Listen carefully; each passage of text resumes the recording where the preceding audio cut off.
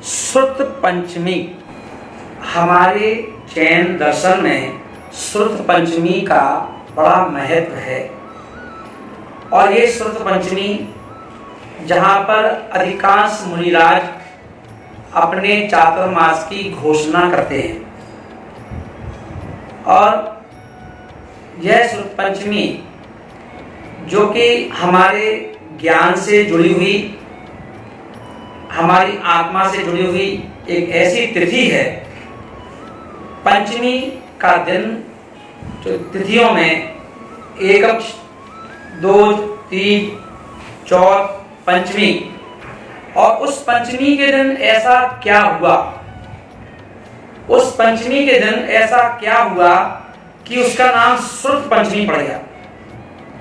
और श्रुत पंचमी पड़ गया तो अपन देखेंगे कि श्रुत पंचमी एक हमारे यहाँ पर वैसे तो ग्रंथों का भंडार है, और उन ग्रंथों के भंडारों में जैसे मंत्र तो 84 लाख मंत्र हैं, पर उन 84 लाख मंत्रों में का राजा नमोकार मंत्र है। वैसे ही श्रुत जो है हमारा, श्रुत तो सभी है, जिनवाणी का एक एक शब्द, एक एक ग्रंथ छोटा हो बड़ा हो, पर उसमें श्रुत है, श्रुत अक्षर है ना, और भगवान की मुख से निकले हुए शब्द हैं। मगर अपन देखें श्रुत पंचमी का महत्व इसलिए बढ़ जाता है कि श्रुत पंचमी के दिन जो पढ़ने लायक पुस्तक के रूप में लिपिबद्ध जिनवाणी को, जिनेंद्र भगवान की मुख से निकली हुई उद्भूत वो वाणी जो है, जिसे पहली बार किसी ने लिखा, लिख करके पुस्तक बनाई, पुस्तक का विमोचन जो हुआ, वो जो जिस दिन वो पुस्तक बन करके पहली बार पहली पुस्तक जब हमारे हाथों में पहुंची, वो दिन था पंचमी का, इसलिए उसका नाम पड़ गया श्रुत पंचमी। और श्रुत पंचमी जिसका जो ग्रंथ था उसका नाम था सठ खंडा गम। सठ खंडा गम नाम का पुस्तक है ना। 16 पुस्तकें हैं, 16 भाग हैं, और उनको 16 भागों में वह पुस्तक है। और उस पुस्तक में चारों अनुयोग, प्रथमानुयोग, चरणानुयोग, द्रव्यानुयोग, करणानुयोग, चारों अनुयोगों का वर्णन हमें पढ़ने में मिल जाता है ना। और हम देखें जिस पुस्तक को लिखने वाले जो राइटर हैं वो कोई विद्वान नहीं है, वो कोई सामान्य पुरुष नहीं है, वो ऐसे दो महापुरुष, दो महामुनिराज के रूप में, एक का नाम पुष्पदंत मुनिराज, एक का नाम भूतबली मुनिराज। इन दो मुनिराजों ने इस पुस्तक को लिखा है ना। और लिखवाने का काम जो प्रेरणा देने वाले, प्रेरणा किसने दी लिखने की, किसके मन में ख्याल आया हम लोगों के बारे में कि जब व्याससागर जी होंगे तो उनके लिए पुस्तकें कहाँ से मिलेगी पढ़ने के लिए, उनको ज्ञान कहाँ से मिलेगा, है ना। तो ये ख्याल जब उनको आया तो वो कोई आचार्य थे, तो धरसेन स्वामी महाराज थे। अब हम चलते हैं, इस बात को समझते हैं कि एक समय वो था जब ना कॉपी थी, ना पेन था, ना पुस्तक थी, और हमारी जिंदगी चला करती थी। उस समय भी हमारे पास कान थे, आंखें थी, मन था, सब कुछ था, पर लिखा पढ़ेगा कोई काम नहीं था, क्योंकि उस समय हमारा माइंड इतना शार्प था, इतना शार्प माइंड था कि हम एक पार्टी थे।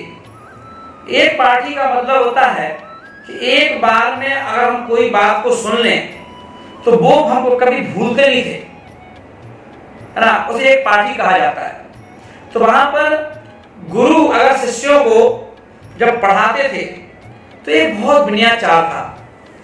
विनयाचार इतना था कि इसलिए, क्योंकि सभी मोक्ष मार्ग की जीव थे, पढ़ने वाले भी, पढ़ाने वाले भी, है ना, तो उनके अंदर विनयाचार बहुत था। और विनयाचार ही एक आभूषण है। साधुओं के पास महिलाएं की सुंदरता बढ़ाती है आभूषण, और साधुओं की सुंदरता बढ़ती है विनयाचार से। अगर हम पिच्छी लेना, भेष को धारण करना ही सब कुछ नहीं है, अगर हमारे पास विनयाचार की चाशनी कितनी है, हमारे संयम का रसगुल्ला विनयाचार की चाशनी में यदि डूबा हुआ है, उस व्यक्ति को पलक झपकते ही मोक्ष मिल जाता है। विनयाचार होना चाहिए। तो अपन देखें, विनयाचार बहुत था, हर एक संघ से दूसरे संघ के लिए भी विनयाचार था। आज की डेट में अपन सुनते हैं, अगर कभी कभी टीवी के माध्यम से, कभी कभी अपन देखें लाइव के माध्यम से, कभी कभी ऐसा दिखने में या सुनने में आ जाता है कि एक साधु दूसरे साधु के ऊपर कमेंट्स करते हुए, एक साधु दूसरे साधु की हंसी उड़ाते हुए, है ना, कहते हुए दिख भी जाएगा। मगर ये परंपरा आज की है, ये परंपरा आज की है। इसके पहले कभी कोई साधु, एक साधु दूसरे साधु के ऊपर कमेंट्स नहीं करता था। एक साधु दूसरे संघ के साधुओं को देख करके भी खुश होते थे, है ना, उनका मान बढ़ाते थे। और उदाहरण मिलते हैं कि जब अपन देखें कि देशभूषण मुनिराज ने कम उम्र में दीक्षा ली थी, और देशभूषण मुनिराज ने कम उम्र में दीक्षा ली, तो उनकी इच्छा थी दीक्षा लेने के बाद कि मैं आचार्य शांति सागर से महाराज से मिलना चाहता हूं, उनसे मिलूंगा। अब शांति सागर जी महाराज दूसरे संघ के, देशभूषण मुनि महाराज दूसरे संघ के, और जब वह उन शांति सागर जी महाराज से जब वो मिले, और मिले तो शांति सागर महाराज उनको छोटे से बच्चे जैसे महाराज को देख करके इतने खुश हुए, इतने खुश हुए कि उन्होंने उन मुनिराज को अपनी गोदी में बिठा लिया बच्चे की तरह, और इतना लाड़ प्यार किया, बोले कि वाह, मेरी आज आंखें, मेरा हृदय खुश हो रहा है, गदगद हो रहा है ना। बोले बताओ, तूने अल्प वय, जो अल्प आयु है, तो तूने दीक्षा ले ली, है ना। और उन्होंने कहा बेटा, अब समाज के बीच में तुझे रहना है, बस ध्यान रखना, संयम रतन संभाल, विषय चोर बहु भरत हैं। आज के समय में जैसे, है ना, बाजार में या एकांत में या जंगल में, है ना, चील भले ही आकाश में कितनी ऊंचाइयों पर उड़ती हो, मगर कोई चीज अगर दिख जाए, जीव जंतु, छोटा चूहा आदि, तो वो चील उतने ऊपर से आकर के उस चूहे को उठा के ले जाती है। ऐसे ही आज के समय में अगर मान लो अपने भारत में 1 अरब और 30 करोड़ लोगों की जनसंख्या है, तो उसमें संयमियों की संख्या बहुत कम है। ज्यादा अपन देखें 5000 पिच्छीधारी, एलक, क्षुल्लक आदि का मुनिराज मिला के लगभग समथिंग होंगे। और पूरे अगर भारत में यदि अपन देखें प्रतिमाधारी आदियों को मिला करके, तो मेरी समझ से, है ना, 10-20 हजार से ज्यादा नहीं मिलेंगे। पर उन 10-20 हजार लोगों को देख करके लोग संयम की तारीफ कम करेंगे, उनकी आलोचना ज्यादा करेंगे, उनकी निंदा ज्यादा करेंगे, उनको हतोत्साहित ज्यादा करेंगे कि उनको देख करके कोई व्यक्ति आगे ना बढ़े, है ना। संयमियों को देख करके भी ऐसे कमेंट्स कसना कि जैसे कि उन्होंने कोई पाप कर दिया हो, प्रतिमा लेकर के पाप कर दी हो, दीक्षा लेकर पाप कर दिया हो, है ना। तो ऐसा देखता हूं तो कभी कभी उन शांति सागर महाराज की बात लगता है कि उन्होंने सही कहा था, संयम रतन संभाल, बहु चोर, विषय चोर बहु व्रत हैं, है ना। तो अपन देखें आचार्य उस समय जब लोग हुआ करते थे साधुगण, तो एक आचार्य महाराज अगर मुख से जो पढ़ाई बताते थे, तो सारे शिष्य मात्र एकाग्र चित्त होकर के इतने ध्यान से सुनते थे कि उन्हें किसी कॉपी पेन की आवश्यकता नहीं हुआ करती थी, और वो एक एक शब्द की कॉपी कर देते थे और सुना भी देते थे कि आप गुरुजी ने हमें क्या बतलाया था, है ना, इस तरह से। तो और हम देखें जब उन्होंने इस तरह हमें बतलाया, और जब उन्होंने इस तरह से बतलाया तो अपन देखें कि एक एक शब्द को लोग कॉपी कर लेते थे, सुन लेते थे, ना पेन की जरूरत पड़ती थी, ना कॉपी की जरूरत पड़ती थी, ना पेन ड्राइव की जरूरत पड़ती थी, ना मोबाइल की जरूरत पड़ती थी, किन्हीं चीजों की जरूरत नहीं पड़ती थी, है ना। इसे वो एक पाठ ही थे। पर धीरे धीरे पंचम काल का समय धीरे धीरे आगे आने लगा और लोगों की मेमोरी जो है वो कुछ वीक होने लगी।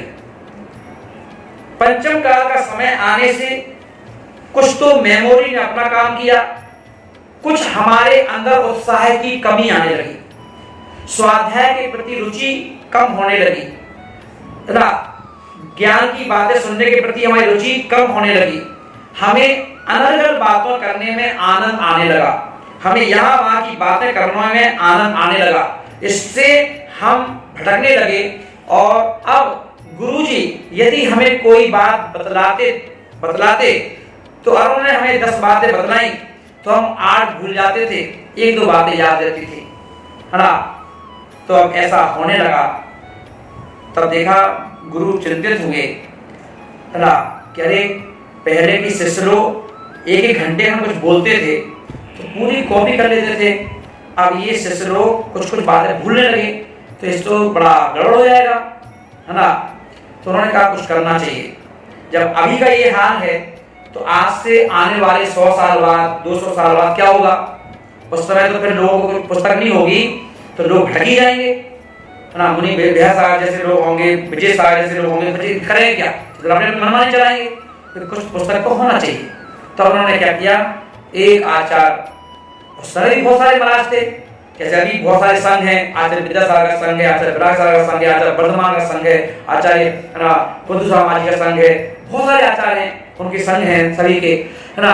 उस समय भी बहुत सारे संघ थे, मगर जरूरी नहीं है संघ ज्यादा है तो सभी संघों के अंदर, है ना, प्राणियों को उद्धार की भावना दिमाग में आ रही हो। तो उस समय एक आचार्य महाराज थे जिनका नाम था धरसेन स्वामी महाराज। क्या नाम था? धरसेन स्वामी महाराज। उनके मन में विचार आया कि यार आगे के लिए कुछ करना चाहिए। परोपकार की भावना उनके अंदर परिपूत हुई। उन्होंने कहा कि इसके लिए हमें 2 ऐसे मुनिराज चाहिए, युवा, जो जिनका छायोसम तेज हो, सुंदर हो और जिनको जनवाणी के प्रति रुचि हो, और मैं उनको, जो मेरे अंदर ज्ञान भरा हुआ है, हालांकि उनके अंदर ही अंश का ज्ञान था, मात्र अंश, पूरी जनवाणी का ज्ञान नहीं था, पूरा ज्ञान नहीं था, अंश का, पर उन्होंने जे ज्ञान कम से कम भैया सेव हो जाए। तो सेव करने के लिए कोई बुआ तो था नहीं, तो उन्होंने सोचा कि कोई ऐसे 2 मुनिराज मिल जाएं। अब उनके पास तो संघ था नहीं। उन्होंने पास में ही एक यति सम्मेलन चल रहा था, और यति सम्मेलन में जो मुखिया थे वहां साधु, है ना, उन्होंने क्या किया, उनके लिए एक लेटर लिखा हाथ से, और लेटर लिख करके खबर भिजवाई कि मैं चाहता हूं ग्रंथ को लिखना, लिपिबद्ध करना चाहता हूं, क्योंकि छायासम की कमी आ रही है। मैं चाहता हूं आप अपने संघ से कोई 2 साधु युवा और बिल्कुल होशियार सुंदर 2 साधु भेज दो, है ना। और देखिए उस समय की बात, आज के समय में हम किसी संघ में खबर भेज दें कि हमें अपने संघ से साधु भेज दो, कौन भेजेगा? कोई नहीं भेजेगा। आज के समय में साधु कोई, इससे कोई मतलब कंपेयर करता है कि हम साधु दे देंगे, कोई समझौता नहीं। और उस समय उनके लेटर को पढ़ करके जिन आचार्य के पास वो लेटर पहुंचा, वो खुश हुई, और खुश होकर के उन्होंने 2 साधु, पुष्पदंत और भूतबली नाम के 2 मुनिराजों को रवाना कर दिया। जाओ, तुम्हें फलाने महाराज धरसेन आचार्य महाराज के पास जाना है, वो तुमसे कोई काम कराना चाहते हैं, क्या कराना चाहते हो वही बताएंगे, जाओ। और वो 2 मुनिराज यहाँ से निकल पड़े। और सोचो कितना नेटवर्क उनका पक्का था। ऐसा नेटवर्क था कि वहां तो मुनिराज निकले, और वहां धरसेन स्वामी महाराज जब रात्रि के समय लेटे हुए थे तो उनको सपना आ गया। उन्होंने सपने में क्या देखा, 2 युवा बैल दो युवा बैल देखे सफेद रंग के आते हुए। वो तुरंत समझ गए उस सपने को कि सपना कह रहा है कि दो मुनिराज युवा चले आ रहे हैं, है ना, हमारी तरफ। बड़े खुश हुए। और जब वो दो मुनिराज धर्मसेन आचार्य महाराज के पास पहुंचे तो उन्होंने बड़े विनयाचार के साथ उन्हें नमस्कार किया। आचार्य महाराज ने समाचार विधि के अनुसार उन्होंने 3 दिन उनको आराम करने दिया कि आप आराम कीजिए, चल करके आए होंगे, थक करके आए होंगे, एक सामान्य रूप से आप आइए जाइए बैठिए, पर बाकी आराम कीजिए। अभी कोई हम चर्चा नहीं करेंगे आपसे, है ना। 3 दिन के पश्चात जब वे धर्मसेन आचार्य महाराज के पास दोनों युगल मुनिराज जब पहुंचे तो उन्होंने फिर निवेदन किया कि हे यतिवर, आपने हमको याद किया, आपने हमारी योग्यता को देख करके कौन सा कार्य आप हमसे कराना चाहते हैं। पर हम देखें कोई भी गुरु सहसा अपने चेहरे पर विश्वास नहीं करता है, और गुरु तो वही है जो अपने चेहरे की परीक्षा लगातार लेता रहे, जिससे कि शिष्य को तोलता रहे कि शिष्य की आस्था श्रद्धा, है ना, मजबूत तो है कि नहीं, कहीं बीच में कहीं ढील बोल तो नहीं हो रही, कहीं श्रद्धा लपलपा तो नहीं रही। तो गुरु को कहा गया, शिष्य को कहा गया है कि एक बार परीक्षा लेना है, और गुरु से कहा गया तुम्हें 12 बार परीक्षा लेना है, अपने शिष्यों की लेते रहो, है ना। तो उन्होंने क्या किया, काम बताने के पहले उन्होंने कहा कि पहले एक काम करो। बोले क्या? उन्होंने एक कागज निकाला, उस पर एक मंत्र लिखा, और दो मंत्र लिखे अलग अलग कागज पर, और एक कागज पुष्पदंत मुनिराज को दिया, और एक कागज भूतबली मुनिराज को दिया, और बोले एक काम करो, दोनों मुनिराज अलग अलग जाओ, गुफाएं बनी हैं, और गुफाओं में बैठो और इस मंत्र की आराधना करो, है ना, और आराधना करने के बाद फिर मेरे पास आओ। सोचो, उन शिष्यों के मन में कोई विचार नहीं आया कि तुमने भाई क्या कर रहे हो, है ना, या आप हमारे संग के नहीं हो, या आप हमारे गुरु नहीं हो, आप हमसे ऐसा क्यों करवा रहे हो, क्या करवा रहे हो। कोई संकल्प नहीं, कोई विकल्प नहीं, है ना, क्योंकि यही तो मोक्ष मार्ग की पहचान है। उन्होंने जब मंत्र दिया तो दोनों मुनिराज अपने स्थान पर जाकर के बैठ गए, और उन्होंने उस मंत्र की सिद्धि की, और वह मंत्र सिद्ध हो गया। जब ये वह मंत्र सिद्ध हुआ तो एक देवी प्रकट हुई, और देवी प्रकट हुई तो वो एक आंख से कानी। देव स्वर्ग में रहने वाले देवी देवता बहुत सुंदर होते हैं, चाहे वो बेहतर जाति के देव हों, चाहे किसी भी जाति के हों। देव बेहतर जाति के देवों के भी सींग नहीं होते, ना दांत बड़े होते हैं, ना काले करोटे होते हैं, सुंदर देवी देवता होते हैं। तो उन्होंने जब सिद्धि की तो एक देवी थी तो सुंदर थी, सब कुछ ठीक था, बस एक आंख से कानी थी। उन्होंने जब उस देवी को देखा तो प्रकट हुई, आपने हमको याद किया है। मुनिराज ने आंख खोली, देखा अरे ये देवी इतनी सुंदर देवी होकर के भी एक आंख से कानी है। तो उन्होंने कहा, हे देवी, अभी तुम वापस जाओ, जब मुझे आवश्यकता होगी मैं तुम्हें फिर याद करूंगा। और जैसे वो देवी गई तो मुनिराज ज्ञानवान कैसे होते हैं, उन्होंने क्या किया, तुरंत ही मंत्र उठाया। इस मंत्र में कहीं ना कहीं एक अक्षर की कमी है, एक अक्षर कम है, क्योंकि एक आंख कम आ रही है, इसका मतलब है कि एक अक्षर मंत्र में कम है। उन्होंने उस मंत्र का ऑपरेशन किया, देखा कौन सा भाई अक्षर कम है। उन्होंने क्या किया, उसकी पूर्ति करते हुए सुधार किया और फिर से सिद्धि की। जब फिर से सिद्धि की, अब जो देवी प्रकट हुई वो पूरी अंगोपांग के साथ ना, और अब ठीक है। वहां दूसरे मुनिराज ने सिद्धि की तो उन्होंने एक देवता प्रकट हुआ, पर वो जो देवता प्रकट हुआ उसके दांत बाहर थे, बाहर की ओर थे। और देवता ने कहा आपने हमें यहाँ किया। उसके दांत देख करके वह मुनिराज आंख खोली, मुनिराज ने देखा तो उन्होंने देखा अरे यार देवता तो सुंदर होते हैं पर इसके तो दांत निकले हुए हैं, इसका मतलब है कि इस मंत्र में कहीं ना कहीं गड़बड़ है और एक आध अक्षर ज्यादा है। उन्होंने क्या किया, देवता से उनको वापस करते हुए कहा कि आप अभी जाओ, जब जरूरत होगी तो हम आपको बुलाएंगे।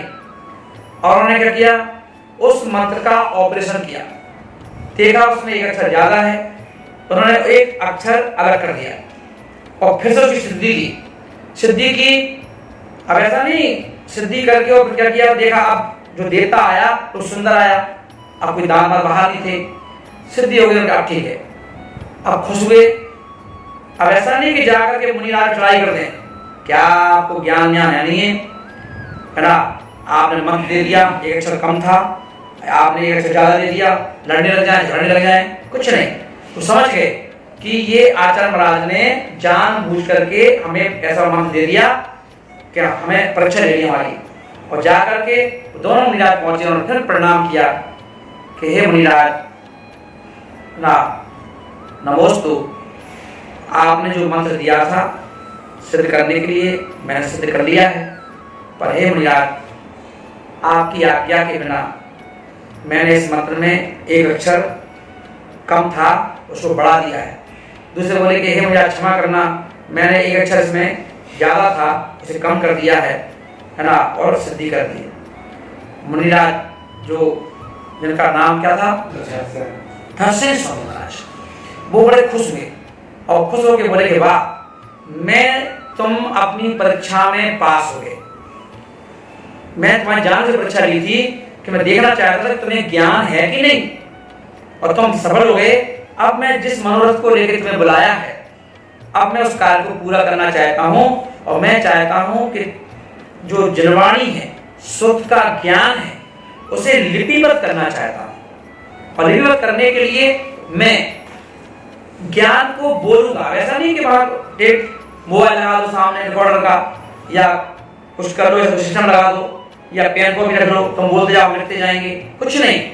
सिर्फ हम बोलेंगे, आप सिर्फ सुनते जाओ और सुनते गए लगातार। ऐसा नहीं कि आज सुना दिया तो कल लिख लो, ऐसा भी नहीं, लगातार बोलते गए बोलते गए बोलते गए। 6 महीने निकल गए, 8 महीने निकल गए, 12 महीने निकल गए, ऐसे निकलते चले गए और वो बोलते रहे रोज। और बोलने के बाद है ना कि जाओ अब फिर लिपत करो। फिर उन्होंने जाकर के गिरनार की गुफाएं जो हैं वहां बैठ करके और उसको क्या किया, लिखना प्रारंभ किया। और लिख करके जब लिखा गया पूरा, तो उस पुस्तक का विमोचन हुआ, और विमोचन हुआ वो थी पंचमी का दिन। इसलिए अपना जैन दर्शन का पहले ग्रंथ बनने का सौभाग्य उस ग्रंथ को मिला जिसका नाम था सठखंडागम। वो ग्रंथ 16 पुस्तकें बन के तैयार हुई है ना, सठखंडागम की है ना, जिसको शुक्ल पंचमी के दिन ज्ञानवती माता जी ने, जो ज्ञान की पिंड है, उन्होंने श्रुत का अभिषेक करवाती हैं। वो कहती हैं कि ये वो पुस्तक है जिसको मात्र मस्तक से लगाने मात्र से भी हमारी बुद्धि बढ़ जाती है। तो ऐसे ग्रंथ का आज अभिषेक करना चाहिए। तो क्या करती हैं, कांच में बंद करके या उसको पॉलिथीन में बंद करके उस ग्रंथ का अभिषेक कराती हैं, तो ग्रंथ भी गीला ना हो, उसका अभिषेक हो जाए। हमारी भावना है, बोले कि माता जी बोलती हैं कि मेरी भावना है कि जो ये वो शब्द हैं जिसे धर्षण स्वामी महाराज ने परोपकार करते हुए लिपिबद्ध करवाए थे, हम उन शब्दों को धोकर के पीना चाहते हैं।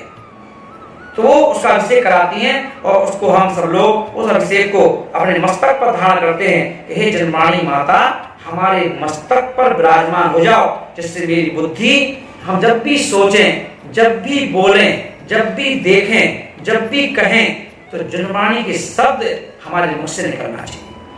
क्योंकि जो शब्दावली है, मुंह में जो शब्दावली है, एक एक शब्द जनवाणी का शब्द है, श्रुत, वो भी श्रुत के अक्षर ही हैं। अब उन अक्षरों को चाहे तुम गाली के रूप में बोलो, या उन अक्षरों को आरती के रूप में बोलो, या उन अक्षरों को चाहे पूजा के रूप में बोलो, है ना, चाहे नमोस्तु करो, चाहे नमस्कार करो, या किसी को मां बहन की गाली दो, शुद्ध अक्षर है। पर जब जब भी हम अपने मुख से अगर हम गाली देते हैं, यदि हम बुरा बोलते हैं, तो ये श्रुत का अवड़वाद हो जाता है। इसीलिए अपन देखें, अखबार जिसे हम न्यूज पेपर कहते हैं, न्यूज पेपर में लिखे हुए जो शब्द हैं वो न्यूज हैं, रिपोर्ट लिखी हुई है उसमें कि यहाँ बलात्कार हुआ, यहाँ हिंसा हुई, यहाँ आगजनी हो गई, यहाँ ऐसा हो गया, वहाँ ऐसा हो गया। वो जो शब्द हैं ना, 3 शब्दों से मिलकर के, 4 शब्दों से मिलकर के, 5 शब्दों से मिलकर के, जो अक्षरों से मिलकर के जो वर्णमाला बनी है ना, वो सारी की सारी श्रुत है।